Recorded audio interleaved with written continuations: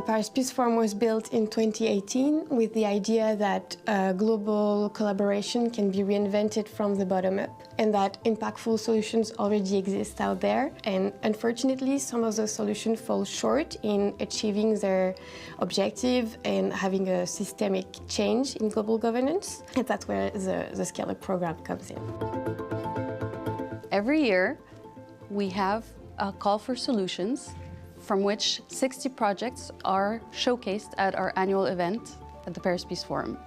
Out of those projects, we have 10 projects that are selected by a jury to benefit from the year of scale-up support. We try to help them determine the objectives that they want to change within that 1 year with the mentors. Le rôle d'un mentor est celui de, disons, aider à rester concentré.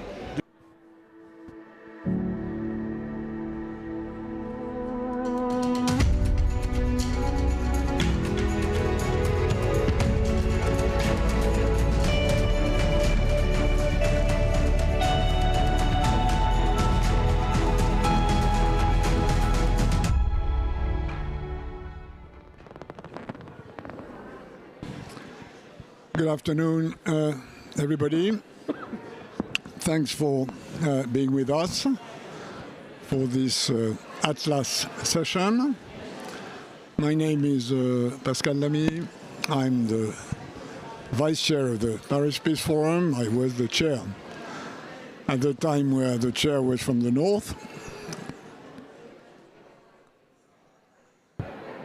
Is it working? No? Okay, good. So let me restart. Good afternoon.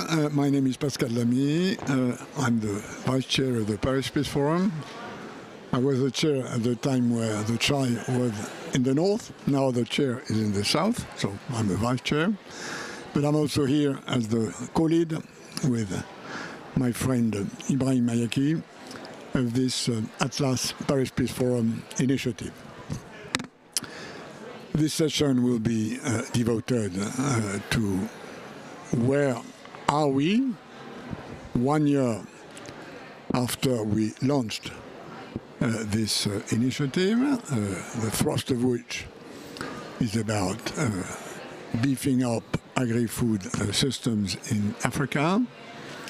Where are we 1 year after we launched this initiative? It was not here in Chaillot, it was in another place in Paris.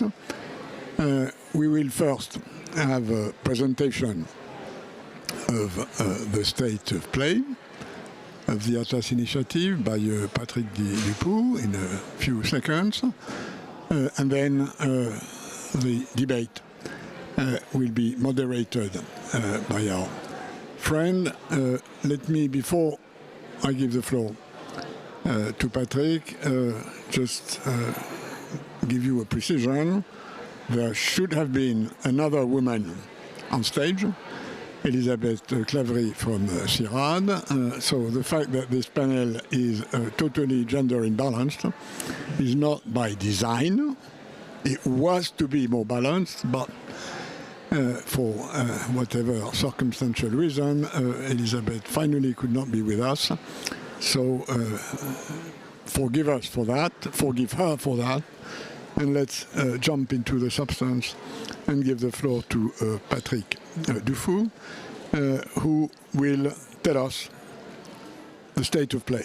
Patrick. Thank you, Pascal. Everyone can hear? Okay. So let me stand, and I will see if that works. Okay, so thanks for joining the session. I'm doing strategy, and the basis of strategy is allocation of investment resources. And the reason why we have created Atlas is because of a major unbalance in the allocation of global investment resources and a major gap in the investment in African agriculture. If we look at the Sustainable Development Goals, we can actually estimate that between 30% and 60% of the world's Sustainable Development Goals gap are directly or indirectly linked to the African agriculture. And so we could assume that this is an area where we will allocate a lot of investment resources at global level and of course at Africa level. But as you can see in this slide, despite the 30–60% share of the SDG gaps, and I'll come back to that, only much less than 1% of global investments are made in the African agriculture. Only 3% of the global ODA, so the overseas development aid investments, go into the African agriculture. And even in Africa, less than 5% of total investment made in Africa go to the agriculture sector. And this is a major imbalance. So let's go into that in detail.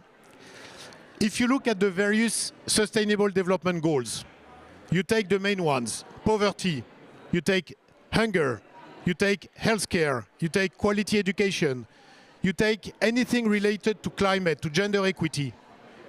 A very large share of these SDGs are linked to the ability of Africa to provide efficient food systems. Of course, poverty. Half of the world's poverty is in Africa and very much linked to the rural areas in Africa and so to the performance of the food system and agriculture. And for hunger, more than half of the world's stunting and malnutrition lies in Africa. And this is where, obviously, the agriculture sector can play a big role. And you take one after the other, you realize that the African food sector is probably the most impactful in the world in terms of reaching the SDGs. And it's not only about Africa. The African food sector and agriculture can be a massive win for the African continent, increase productivity, can reduce dependency, increase sovereignty. It can build resilience to climate impact, and we know that a very large share of climate impact will take place in Africa. This is where we will have millions of climate refugees. And it can drive economic growth and then result in lower poverty. But for the world also, it's actually critical. Food security to avoid migration, avoid disruption in the food supply chain, adapt to climate change, and as I said, avoid displacements. And last, for private investors, there is massive opportunity not only to feed Africa, but to grow the productivity to feed the world. So there is massive opportunities for private investors. Despite all this, all that I said, we have seen a declining share of investment into the agriculture in Africa. In absolute terms, you can see this bar chart. This is increasing. So it's not like nothing has been done. A lot has been done. But if you see the yellow line, the share of agriculture in the investment from the private sector in Africa has been declining. And if you compare to other places in the world, other regions, it's only to the 6% where the target commonly accepted are 10%, and most of the world emerging markets are over 10%. So there is a massive gap. So what did we do? In November last year at the PPF, we launched, 27 members launched a call to action to transform African food system into an agricultural power for Africa and for the world. We identify a number of topics, areas where we should be investing in priority. Since then, in June in Ben Guerir, in Morocco, we launched Atlas. Atlas will be, and I will talk about it, the Agricultural Transition Lab for African Solution will actually focus on closing this gap in investment in agriculture. And a number of highly committed organizations working across Africa has been launching this Atlas organization. So what is our vision for Atlas? Threefold. The first one is one of advocacy. It's to advocate to increase investments towards agri-food systems. As I said, there is a major gap. We need to close it, and I'll come back to that. It's also to agree on a number of investment priorities. Where should we invest? What are the principles to invest in the African food sector while making sure that we do it in a way that is sustainable, both for the climate, also for the long-term economic development of Africa. And then the third objective for Atlas is to provide transparency and accountability around these objectives. A lot of us are going to a lot of global forums where we see a lot of commitments, nice talks, lots of commitments, nothing is actually followed, nothing is measured, and what doesn't get measured doesn't get done. So the idea is to have a measurement about the impact of this initiative. So 3 activities for Atlas: advocacy, knowledge, share knowledge among the participants, and spotlight the new initiatives to increase investment into the African food sector. So advocacy, let me talk about the campaign that we are going to launch. We call it the 2x30 challenge. And the objective is to double the absolute investments made in the African food sectors by 2030. To double, 2x. Why is that? We currently invest in total, private, public, all sectors, about $50 billion every year in the African agriculture sector and agri-food businesses overall. The target is to get to 100 billion. Actually, we believe that we should get to 200 billion, but we want to be realistic and fix ourselves an objective to double by 2030. And this has to come from the 3 sources. Private investments, these are the major investors today, and it will remain so, but we need to increase and have more private investment across Africa. But also public expenditures, we are at 6%. We need to get to 10%, that's the commonly accepted target that was fixed a few years ago by CADEP. And we need to also increase development funding to catalyze both the public and the private investments. Then knowledge. We want to create transparency on the numbers. We want to create a measurement system. And so we will create the first investment barometer to track private, public, and development funding towards African agriculture. Every year, we will track how much is being invested, where are we against the 2x30 objective, and we'll be able, through a detailed measurement, to identify where are the gaps. So, what will this investment barometer do? It will be the centralized reference point on current African agriculture funding landscape. We will share and track progress. We will drive high-level decision-making, and we also identify existing barriers to more investment and to best practices. So we have a look and feel of these barometers. I'm not going to get into details, but again, I think it's very important that any commitment of that sort is also backed up by a commitment to measure the progress against this commitment. So what's next? And I hand over. We want to drive endorsement, engagement from public, private, and philanthropic leaders to join the Atlas Initiative and the 2x30 Challenge. So we have a campaign over the next months to engage with global development institutions, with public sectors, with G20 and others. We want to continue advocacy activities in the main global forums, COP, G20, WEF, and we will release the first edition of the investment barometer to track the starting point and then to take the opportunity to measure progress. So let me hand over to Shalini and to our esteemed panelists. Thank you.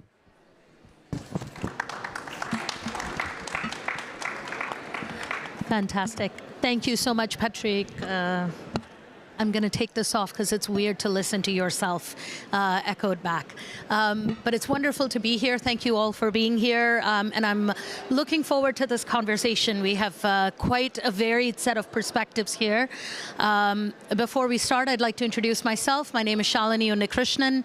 I'm a senior partner with BCG. I lead our sustainable food, agriculture, and nature agenda globally for BCG across private sector, public sector, and social sector. So really thrilled to be having this discussion.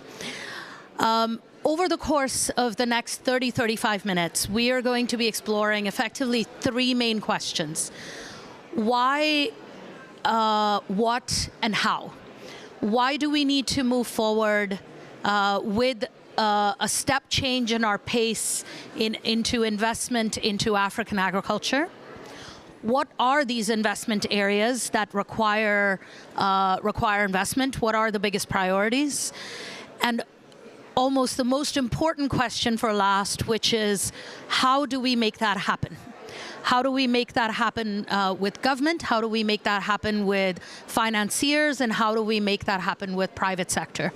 So that's what we will explore. And then I'd like to leave a few minutes open for all of you to ask a couple of questions towards the end as well, time permitting. So to get us started on the why, Pascal, I'll come back to you since you opened us to set the stage, to get us going, to share your perspectives on why in this moment, right now where we are, it is critically important to place African agriculture and investment in it back up at the top of the priority list. Well, I think the answer to this question is relatively simple. I'm among those who believe that the big strategic question for Africa is who will win the ship race between economic development and demographic development. That's, in my view, the real key question for the future of Africa, and it happens to be a global question. So it's not only a problem for Africa, it's a problem for the world. And the reason for that is that in the economic development part of the equation, agriculture plays a huge role, and a much bigger role than for any other place on the planet. 70% of the population today in Africa is in agriculture. It's today 30% of the GNP of Africa, a much higher proportion than anywhere else. And yet, what we know, and Patrick has already alluded to that, is that the gap between the demand for food in Africa, powered A, by demographic, and second, by people getting less poor, hopefully, and the capacity of the African agricultural system to cope with this rise in demand is not there. So it's a basic problem of a structural, very dangerous imbalance between supply and demand. And if Africa cannot get this right, we all have a problem.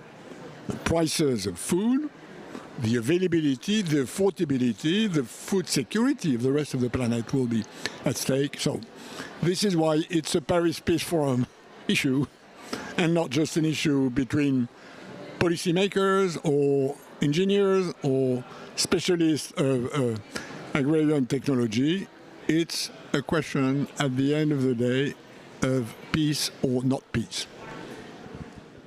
Wow. So thank you for setting off this conversation with painting that big global picture for us. And Pascal, in your role, as you mentioned, as the Vice President of the Paris Peace Forum, but also the Chair of the Board of IFPRI, that global perspective is a great place for us to start. Maybe to pair with that, His Excellency Dr. Ibrahim Mayaki, I'm going to come to you. With your perspective as the Special Envoy for Food Systems for the African Union, if you could share a bit of the continental perspective of the imperative at the moment of why this investment is critical, will be really valuable. Thank you, and it's a real pleasure to be here. Let's take a medium-sized African country, 20 million, 30 million inhabitants. Demographic growth rates between 3.8 and 4.2. 70% of population in rural areas. Median age 19 years old. And every year on the job market, you have between 250,000 and 300,000 youngsters, cohorts of young, coming on the employment market, where can we find jobs? Not in the civil service, evidently, not in the incipient industries that we have, because the numbers are massive. So they can only find jobs if you transform your agri-food systems. So it's an economic issue. And why hasn't it been prioritized up to now? Fundamentally because we were thinking in terms of mono-sectoral perspective, not multi-sectoral perspective. So with the issues of climate, the issues of infrastructure, the thinking about nexuses started to happen, and that's why we talk about systems.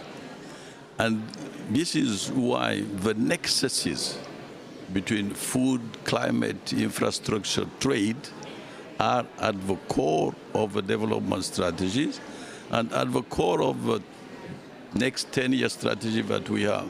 So at the center of the new development strategies will be the transformation of agri-food systems, taking into account these nexuses.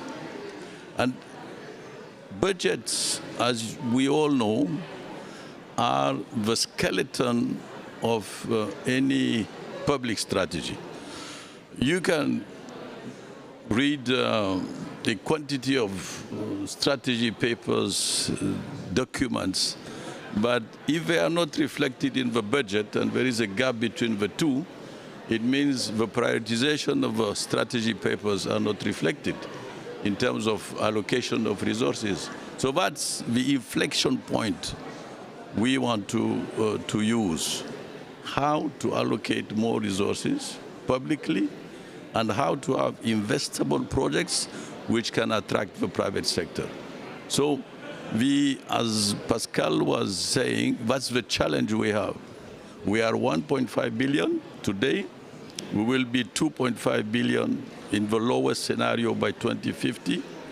So feeding 2.5 billion is the challenge that we face, and that will have consequences on governance systems, peace, security, and even for Europe. I mean, having a neighbor of 2.5 billion, while Europe is around 400 million, I think,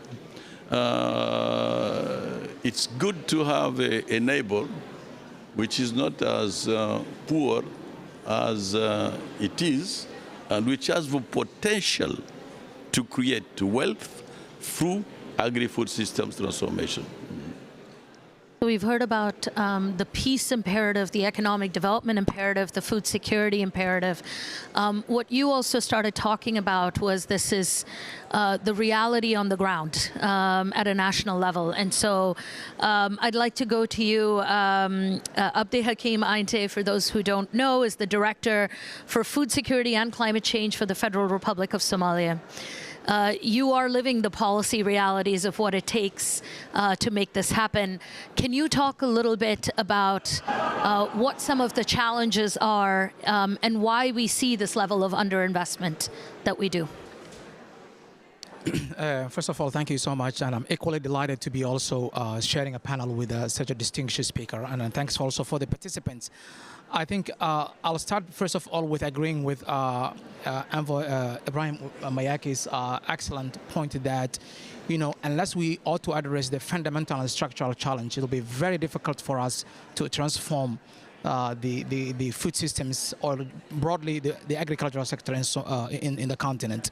In our case, I think we have a couple things that I wanted to draw your attention. First of all, we've got the policies in place, okay? We have an adequate policies that are aimed to transform and, you know, promote and invest in the agricultural sector.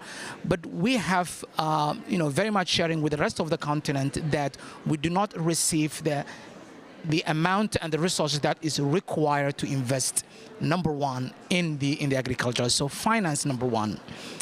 And I'd like to remind you that Africa receives less than 5% of commercial investment in the agricultural sector. 5%, that's a staggering number. I mean, 95% of the other budget, comes from different type of, grants and so on and so forth. That's staggering.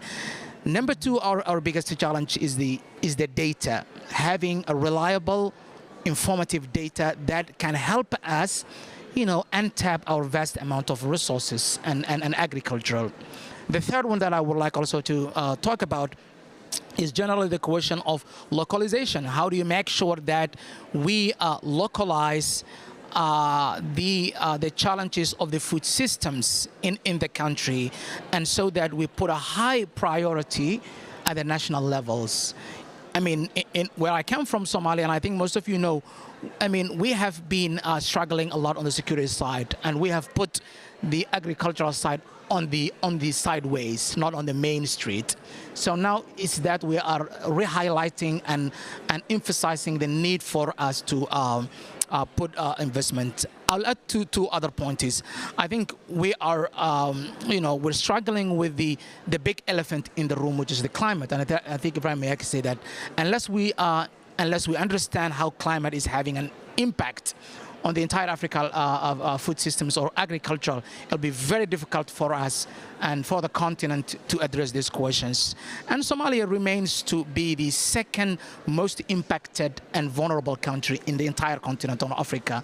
And sadly, we receive a pretty small, insignificant amount of resources to address the climate challenge. So we're already sharing a challenge with the demographic raisings, with pandemics, with the climate challenge, and on top of it also receiving small and minute amount of resources that would put us at a vulnerable position. But I share with the colleagues that unless we have to address the question of the financing and having the real proper financing that is geared towards investing in the infrastructure, it'll be very difficult for us to address those questions. So I stop here.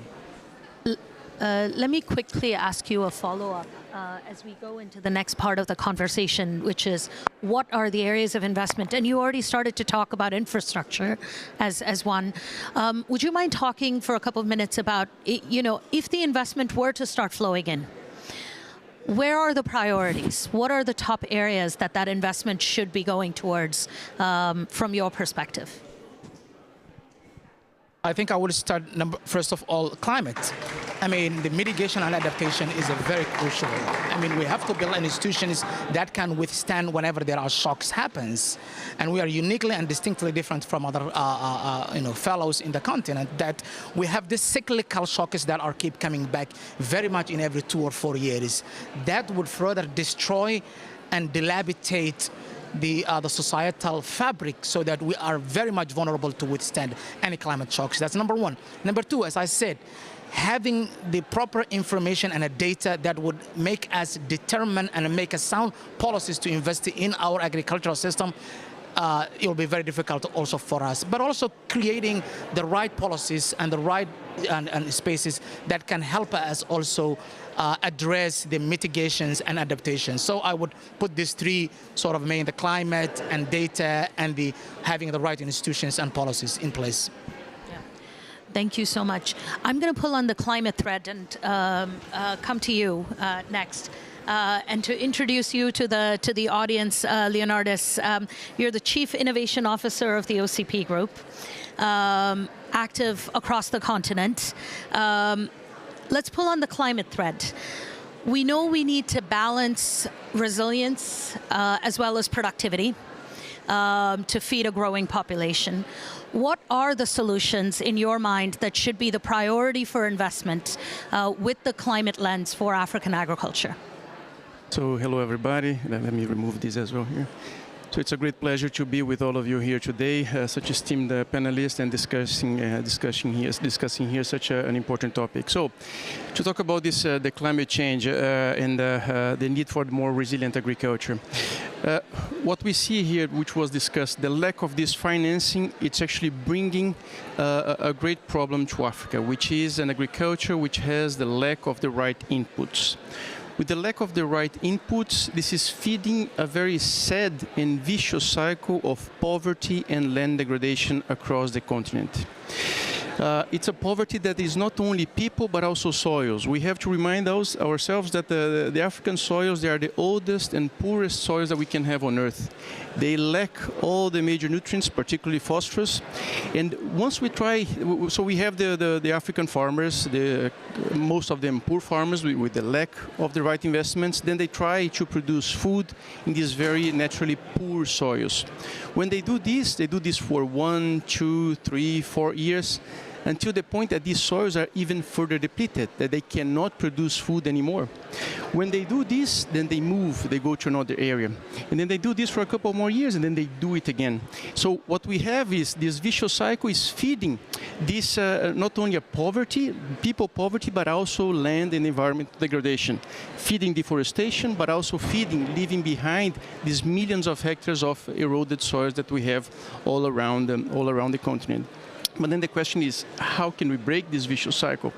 And the good answer is that, again, using the correct inputs, bringing the correct amount of nutrients is at the core, the foundation of how we're going to change this African agriculture.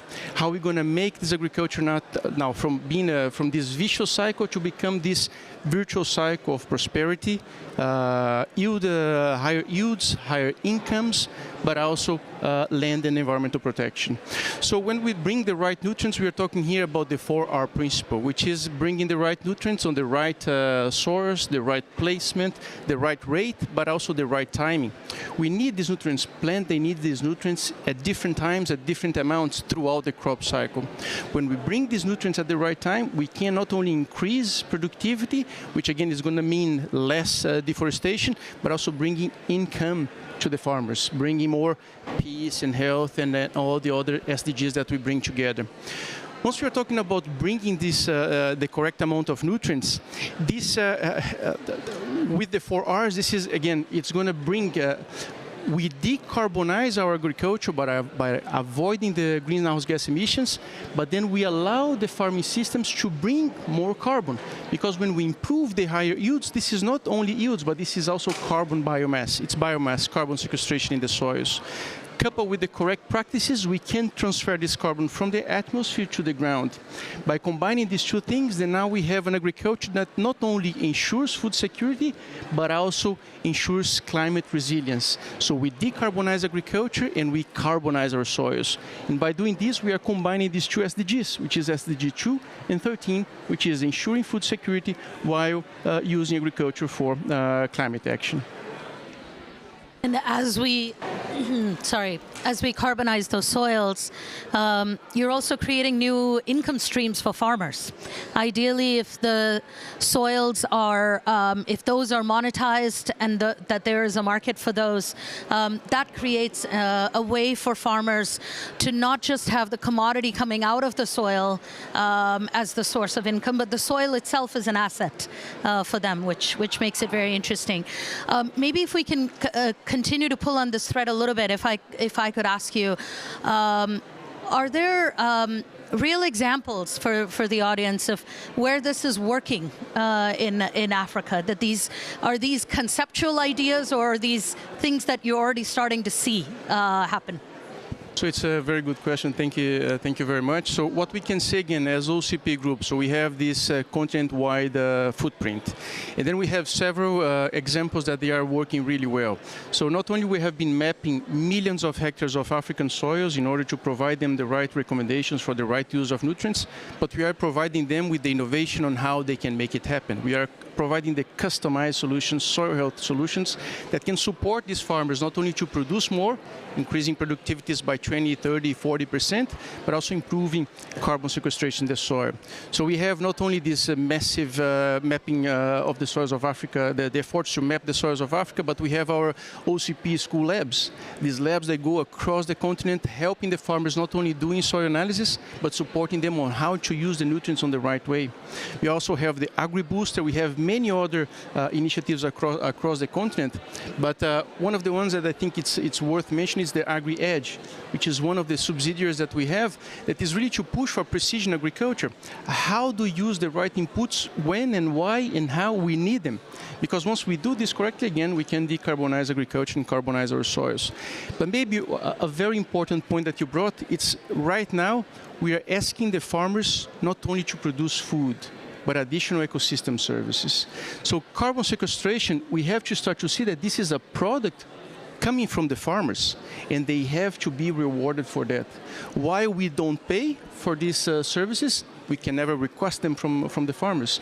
Then at OCP Group, we also launched a very good initiative, which is the Turba.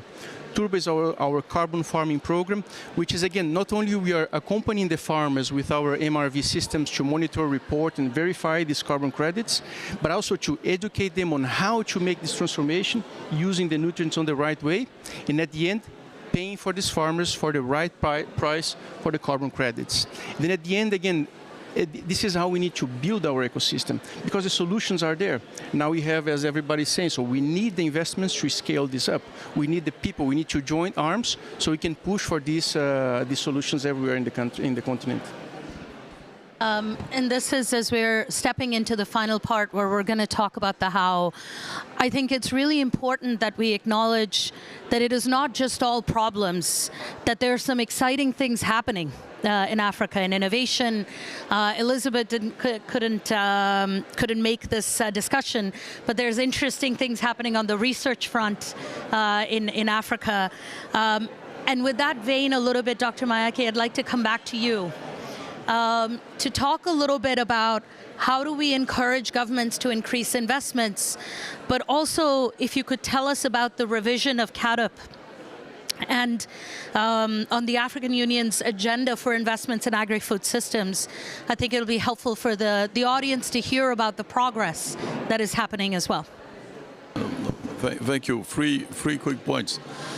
The first one, just to go back to the issue that was raised about optimizing soil nutrition. I think it's very important, and it's all about science and technology, but science and technology in the pocket of the farmers. So that's where public policy should focus. How do we get the science and the technology in the pocket of the farmers?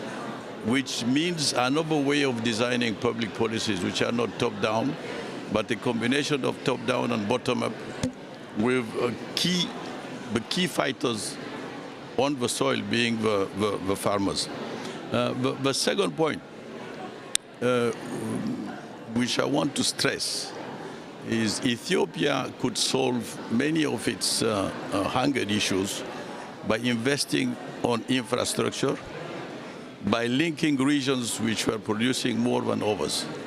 Infrastructure is a critical issue, whether it is storage, rural roads, connectivity.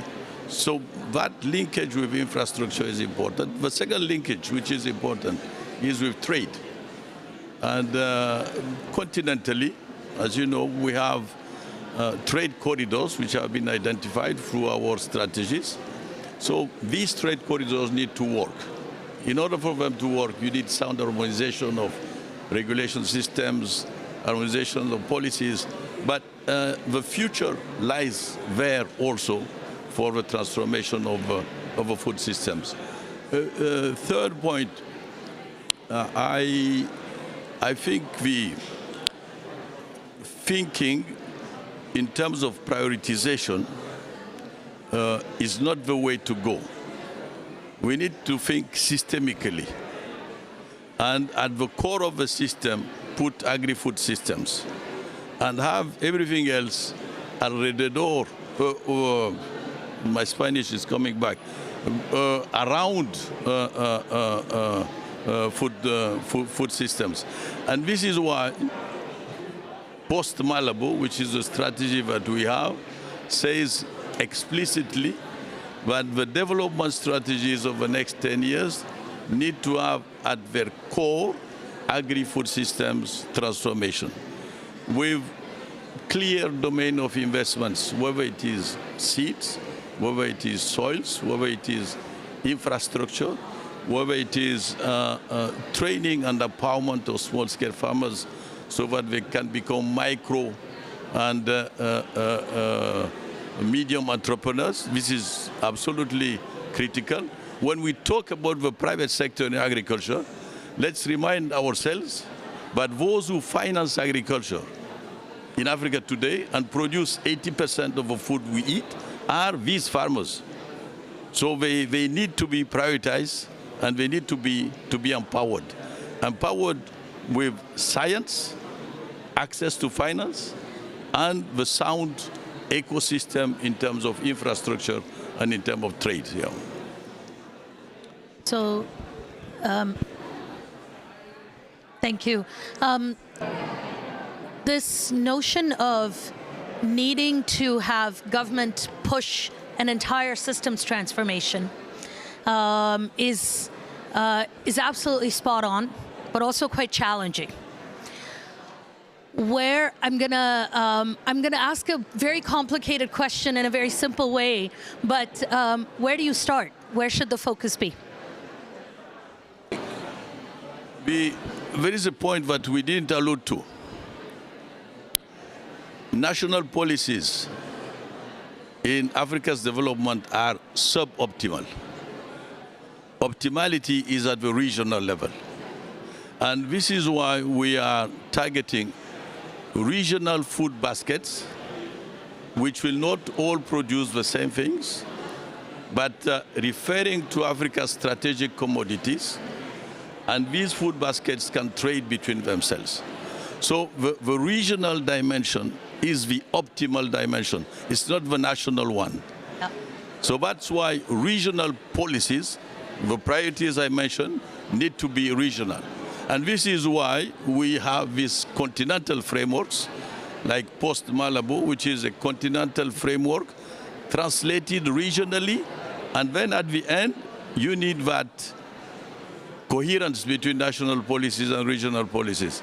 It's difficult, it is slow, but we need to accelerate. This is a fundamental critical point, and one that we're seeing globally, which is getting to the right scale of transformation is really important. Even in climate-smart agriculture, we're finding more and more that farm level is not a sufficient scale. We need to be landscape level. In the same way, the national boundaries are small. But maybe I'll come back to you. You do have national agendas to push, and you talked a bit about getting the government to focus on this as a, putting it back from the side street to the main street. Can you talk a little bit about practically what that takes to get governments moving from your experience? Let me allude to what Ibrahim was saying earlier, that there is no silver lining answer to the problem that exists in the continent, as in, like, if it's a system-based problem, and we have to approach holistically and comprehensively if we try to fix the problem. And there are a number of tracks that you need to pull it together. One core of it is having a national policies, national priorities that is targeted towards investing and putting a lot of emphasis in your national policies. And as he said, it's a suboptimal issues. And we as a government are currently drafting the, what is now to be our vehicle for the next 10 years. It's called National Transformational Plan. At the heart of this plan is having an agenda and an ambitious plan that's called building local resilient infrastructure and institutions. And with this, we will be able to address those cyclical problems that we too often have, such as climate, floods, humanitarian, so on. So that's number one. But also, how can we prepare for ourselves for the longer term solutions so that we have durable solutions? And in Somalia, before the war, we have been one of the most mechanized agricultural systems in the continent, and we have been really providing quite a number of, agricultural and food and different type of nutrient to the continent. To regain that position, I think we need two things to be in place. Number one, the plan, which, like I said, National Transformational Plan, it's already there. But also, you need to have the right resources for the right problems, not the resources that you can drop everywhere, but you need the resources that you can use in the most efficient and smartly way. And what are the right ones? In our case, we are uniquely different because we are having these humanitarian issues that keep coming back that corroded our agricultural sectors. For us to do that, first of all, we need to do away from the humanitarian interventions and invest in the agricultural sector, the productive sector in general, the agri, the water, so on, so on. It's a 6 productive sectors that we have. Also, having the right policies that would enable us to do this, that. And as he said, it's not a short-term, solutions. This needs a longer thinking. It takes time, but also it requires great deal of patience. You have to wait, you have to invest, and it will take us to Ethiopia, which is our neighbor, is now, showing some significant results insofar as the fertilizer and the production side of the food concerns. We can be that, and we will do that, and we are now in the right direction because we have the right policies in place, but also we are pushing for the right resources for the right problem. Fantastic. I know we're down to the last couple of minutes before we open up for questions, but Pascal, I'd like to come back to you. Development funders. On one hand, we heard the amazing statistics that commercial funding is actually very low and it's a lot of development funding. But there's still a lot more that needs to be done. There are historically underinvested parts of the value chain like processing or storage, etc. How do we, in this next stage, attract the next wave of systems-oriented development funding into the mix? Well, that's a very large question. I would say 2 elements to move forward. First one, and this is why we are hosting at the Paris Peace Forum this Atlas coalition, which is to bring this to a higher level of public attention within the international discourse. Whether it's the G7, whether it's the African Union, whether it's the EU-Africa relationship, whether it's the UN system, whether it's the COPs, whether it's even the ocean, which has quite a lot to do with that. I think this is the first step. We need to increase awareness of the importance of the problem. Second, one of the words we've heard a lot for the last 50 minutes is system. We all know agri-food are systems that connect a lot of science, finance, know-how, politics, business inputs. And this is why we've built Atlas as such a large coalition. We have AGRA and the Mo Ibrahim Foundation, who are big Pan-African endeavors. We have the German GTZ for finance. We have the French AFD for finance. We have inputs such as the one of OCP or others who are practitioners in the ground.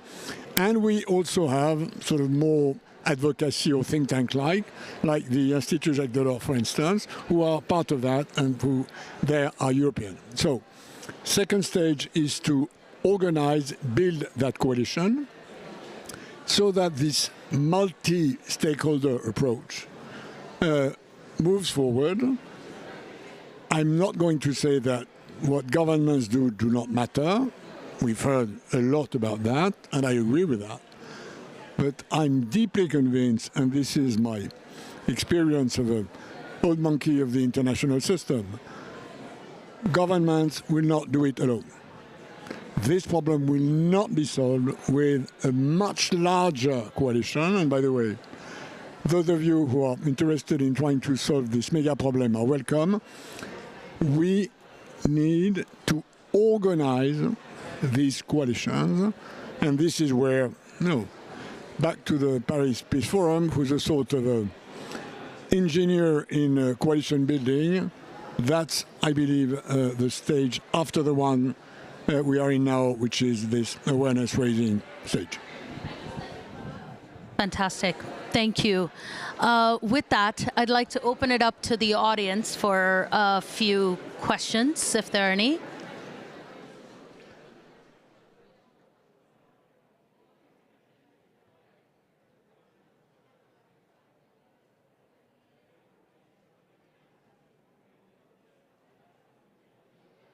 Hi, Shalini.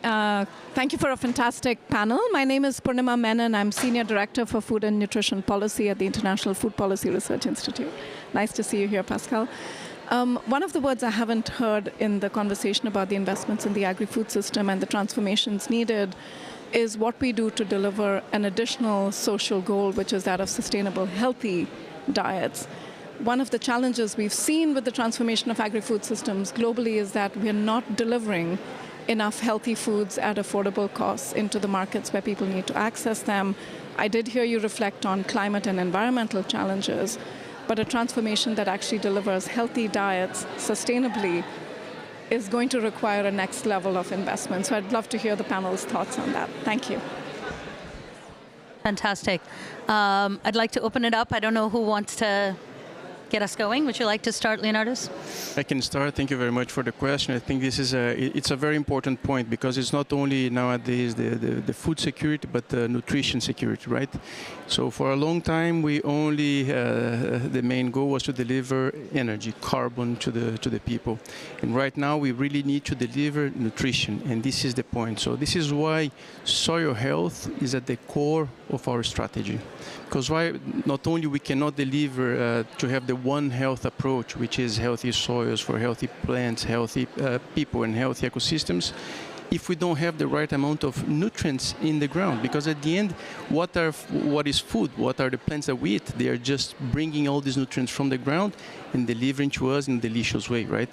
So if we take these very poor soils and we do not apply to them what they need, because it's gone millions of years ago, if we don't bring it back, it's not only the major nutrients, but also what we call the micronutrients. And here we are specifically talking about zinc, iron, but now selenium as well. But if we don't feed these plants correctly, they also cannot produce vitamin A. So at the end, when we bring healthy soils to the core of our strategy, we are delivering all of that together. So we are not only combining SDGs 2 and 13, but actually we are influencing all the SDGs, because the soils, they are at the core of all the spheres. So they are the end result of atmosphere, hydrosphere, lithosphere. So they connect. Not only they control the food and the air and the water that we drink, but also they are it is controlled by them. So by bringing soil health to the core, we're actually solving all these issues together, not only producing a higher yield agriculture, but also higher incomes, healthy people, and healthy foods. I think it's a really important point that you've raised, which is resilient systems and climate-smart ways of doing agriculture that focus on soil health don't necessarily create a trade-off between nutrition and climate outcomes and productivity, that we can address all of them together in the production end. Maybe I'd love to hear your policy perspective on it. As you're writing this national plan and working on this, what is the role of nutrition that has come in as you're writing this transformation plan? I think it's a very good question and a very good point.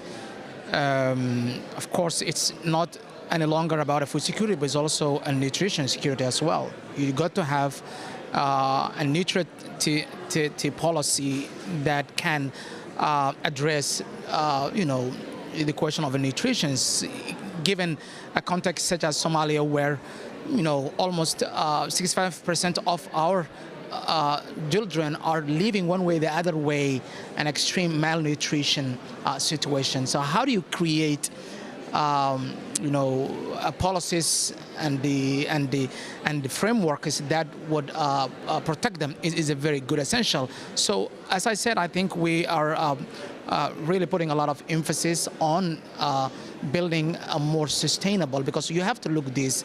I mean, you cannot narrow it down to only nutrition. I mean, you have to address this holistically and comprehensively, so that once you have that, then you can address the other thing. The second point that I would like to also highlight is that we didn't mention is the question of also preserving the conservation, the earth. It's another important topic that we also have to keep in mind as we discuss and talk about the food systems in Africa and in the continent, because we have large arable areas, and our conservation and wildlife are really degrading in a rapid way. So how do you protect those areas that are rapidly worsening and have it factor into your plan is also another important. So absolutely, I mean, there's no, as I said, there's no one-size-fits answer to the problem. You have to look through this a holistic way, and you also have to have a policies that can work for you, not a policies that can work for other countries or other parts of the world. Very, very important, and goes right back to your systems point. These are all interconnected systems that need to be addressed. Any other questions? One more we can take. Yeah, hello, my name is Javier. I'm a student at Sciences Po Paris in international development. And we've been hearing a lot about investments, about technology, but we haven't heard anything about the important topic, in my opinion, which are the subsidies, which are given to agricultural sector in Europe, in the case of the European Union, the Common Agricultural Policy, also in the US. Maybe it's a big black box to open right now at the end, but I just wanted to ask, in order to achieve this development of African agriculture, what role will the Common Agricultural Policy in the case of Europe, or subsidies in developed countries, have to play? Will they have to change, or can we achieve this while keeping subsidies in agriculture the same way? Thank you. Pascal, that's a pretty light question to close the session with. No, I think there's a domestic issue to that, which is how do farming constituencies express themselves in domestic politics, and we all know they have a big role for a variety of reasons. Farmers have more influence on domestic politics than many other sectors, even if in developed countries like EU or the US, they are a very tiny part of the GNP. The EU subsidization system will have to morph into incentivizing the new requests, which, by the way, we've heard of on European agriculture, starting with climate. So far, the EU farming sector has been very much left aside of the Green Deal. So that's a domestic issue. Let me leave it there, given the time constraints we're in. There is also a major international issue, which is whether subsidization in agriculture distorts trade to the detriment of countries who have good reasons to rely on their comparative advantage, either natural or know-how, to grow the farm part of their economy internationally. That was a huge problem 20 or 30 years ago. It's much less of a problem today for two reasons. The first one, that in the past, a lot of these subsidies were connected to the level of prices. So subsidies were high when prices were low. We've entered, for the last 10 or 15 years, into an international price trend of food which is up. Prices of food are on a upward trend, which, by the way, is a good thing for producers, may not always be a good thing for consumers. So that's the first reason. And the second reason is that if you look at who subsidizes agriculture today, you don't have the old divide between OECD countries on the one side and emerging countries on the other side, or poor countries. The subsidization landscape is now with EU, US, China, India, Australia, Japan, Switzerland, Norway, and poorer countries. And the issue, and this is one of the reasons why, notably in the WTO, these negotiations are really stalled for the moment. The issue is how do you reconcile not North and South like in the past, but big subsidizing capacity countries, and quite a large part of that in quantities now in the South, and the rest of the system. So we have to, in conclusion, we have to think again at how we organize an international trade-related conversation for agri-food subsidies. Thank you for taking that. We're down to the last minute. Could I come to you for some closing remarks on behalf of all of us? Thank you. And let me thank all the panelists and thank my colleague, Pascal, for enriching this debate in a highly significant manner. I'm not competent enough to do a synthesis, but I'll propose 5 points. The first one is acceleration, given demographics and climate. The second point is science and technology in the pocket of farmers. And in that particular point, optimizing soil nutrition, I think, is extremely important. The third point in terms of public policies is systems thinking. So it's no longer mono-sectoral issues, but multi-sectoral issues. The fourth point is private investment. Whatever we do in terms of public investment, it will never be enough. So we need to attract private investment, and for that you need investable projects.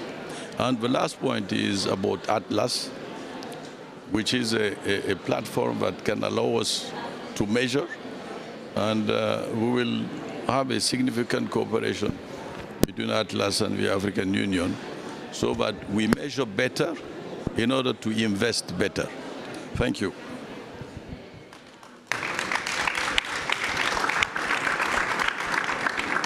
Thank you very much. Thank you to everybody for coming to this session and for this panel, for the honest, direct, and very diverse perspectives. Thank you.